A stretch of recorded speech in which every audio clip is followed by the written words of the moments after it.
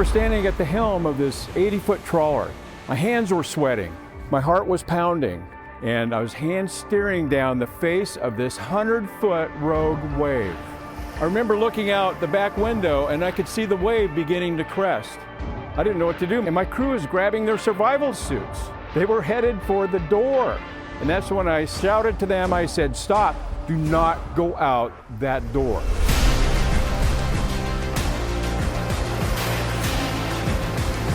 Storms come in all sizes and shapes, and I know that you have storms in your industry. Because as leaders, sometimes we need to make snap decisions. We need to master the internal skills that allow us to handle any storm that comes our way. No matter what is happening in your world, there's a way to turn that corner, a way to be a leader that can steer his or her ship through any of the worst storms. And I call this process strategic navigation. My dad went out fishing that day, and he said these words to me I'll never forget. "Don't worry about it, I'll tell you tomorrow." And woke up the next morning, the sun was already up. I heard my cousins on this radio, and they sounded like they're out of sorts, like something was wrong. And so I called him up and said, "What's happening?" And he said, "Are you sitting down?" And whenever we hear that, "Are you sitting down?" you know it's not going to be good. He said that Miss Lisa hit the rocks that night, or last night, and his brother was on the boat with my dad, Timmy, and he said they found Timmy dead on the beach, and they can't find your dad.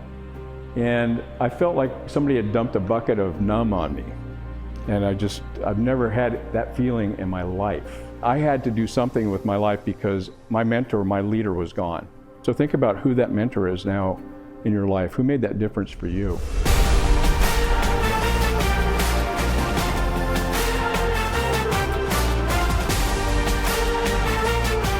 Over the last few decades, I've led teams over multiple industries, from commercial fishing to mortgage lending, and keynote speaking to executive coaching. And one thing I noticed is that the same things that I learned at sea that kept me safe and alive would build resilient and powerful teams on land. Found it very informative, very inspirational. I almost wish that he stayed up there and talked for like another 2 or 3 hours. But we're facing a great challenge today because many people and many leaders are navigating without a compass. We often operate from a place of fear, doubt, and worry. This is where leadership becomes everything. Because when a leader stays grounded in purpose and displays levels of connection to the team, when they model courage, calm, and connection, they create safety. The question is, how do you become this kind of a leader?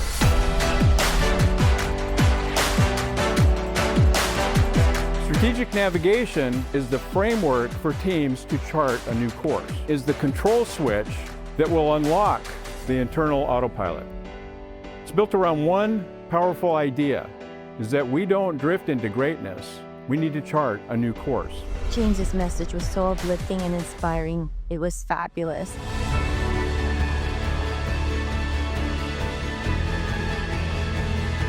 I've seen this kind of work create real change in major organizations. When individuals begin charting a new course, not just for themselves, but within the company culture, something powerful happens. People start to see each other differently. They communicate more openly, and they begin to care about their work, the mission, and one another. Because in a culture built on purpose, faith, and heart-led leadership, it becomes second nature.